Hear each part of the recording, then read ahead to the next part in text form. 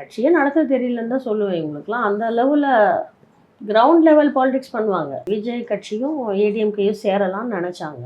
பொது கருத்து அப்படின்னு இருந்தால் கூட ஒருவேளை அவங்களுக்கு வெற்றி வாய்ப்புகள் இன்னுமே அதிகமாக இருக்கும். நம்ம பாலிடிக்ஸு இந்த அனாலிசிஸ்லாம் பண்ணும்போதும் நெக்ஸ்ட் எலெக்ஷன் வர அந்த ரவுண்ட் த கார்னருங்கும் போதும் விஜயோட பொலிட்டிக்கல் என்ட்ரி எல்லாத்தையும் வச்சு பார்க்கும்போது எல்லாரும் பொதுவாக நினச்சது நேச்சுரல் அலையாக விஜய் கட்சியும் ஏடிஎம்கேயும் சேரலாம்னு நினச்சாங்க.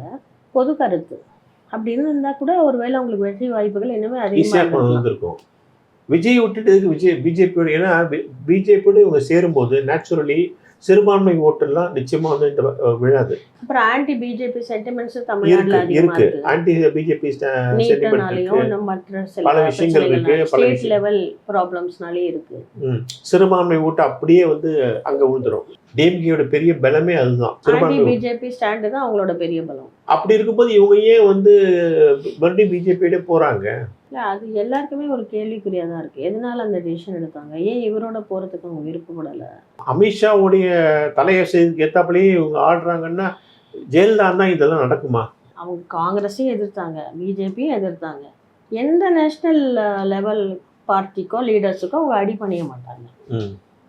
ஸ்டேட்டோட சாவரனிட்டியை ரொம்ப கட்டி காத்தவங்க அவங்க. யார்கிட்டையும் அடி பண்ணிய மாட்டாங்க. அந்த அளவு கேரிஸ்மாவோ இல்லை அந்த அளவு ஒரு தைரியமோ போல்டாவோ இவங்கெல்லாம் இல்லை.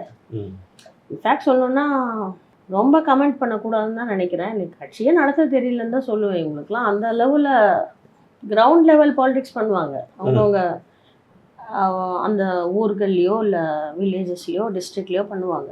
ஸ்டேட் லெவல்னு வரும்போது அவங்களுக்கு லீடர்ஷிப் கெப்பாசிட்டி கம்மியாக தான் இருக்குது. இவங்களுக்கு பர்சன்டேஜ் பாலிடிக்ஸ் தான் தெரிஞ்சு கட்சி நடத்தல. கட்சி நடத்த தெரியலன்னு நான் எதை சொல்கிறேன்னு பாருங்கள். அவங்க மாதிரி டெசிஷன் மேக்கிங், போல்டாக டெசிஷன் எடுக்கிறது, ஜெயிக்கணுன்ற மனப்பான்மை இல்லையோன்னு தோணுது சம்டைம்ஸ். ஜெயிக்கணும்னு நினச்சிருந்தாலே இந்த முடிவு எடுத்துக்க மாட்டாங்க.